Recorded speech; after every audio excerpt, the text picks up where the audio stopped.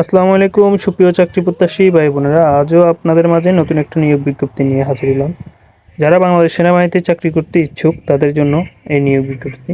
চলেন দেখি কি কি যোগ্যতা লাগবে এই চাকরিতে আবেদন করতে।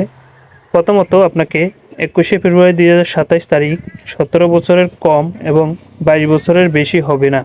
আপনার যদি 22 বছরের বেশি হয় তাহলে হবে না। 21শে ফেব্রুয়ারি 2027 তারিখ হিসেবে তাহলে আপনার 22 বছরের বেশি হলে তাহলে হবে না।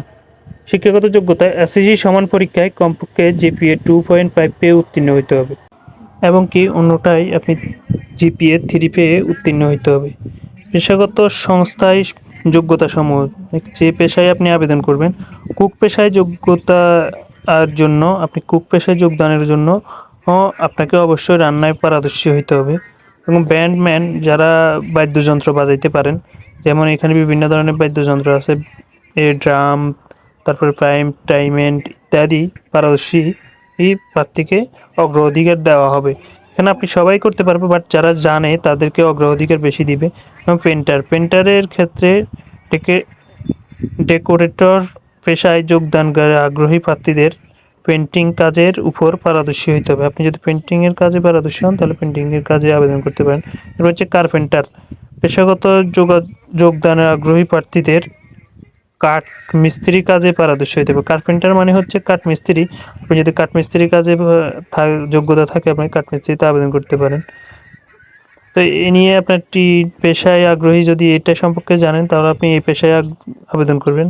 এবং এটাতে আপনার শারীরিক যে ইয়েটা লাগবে সেটা হচ্ছে আপনার 5 ফুট 5 ইঞ্চি এবং নারী প্রার্থীদের জন্য 5 ফুট 1 ইঞ্চি হলে হবে।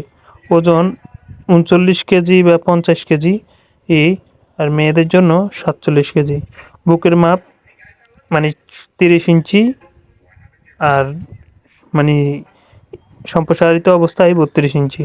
নারীর ক্ষেত্রে 28 ইঞ্চি আর 30 ইঞ্চি। চোখের যে ইয়েটা ওইটা হচ্ছে 6/6 হইতে হবে আপনার চোখের দৃষ্টিশক্তি। এবং স্বাস্থ্য পরীক্ষায় এসএসসি এবং ডোপ টেস্ট করা হবে আপনাদের বিভিন্ন। এরপরে সাঁতার জানতে হবে আপনাকে। বৈবাহিক অবস্থায় অবশ্যই আপনাকে অবিবাহিত হইতে হবে বা ডিভোর্সি ভুল বা মিথ্যা তথ্য প্রদান করলে আপনাকে আইনের ব্যবস্থা গ্রহণ করা হবে।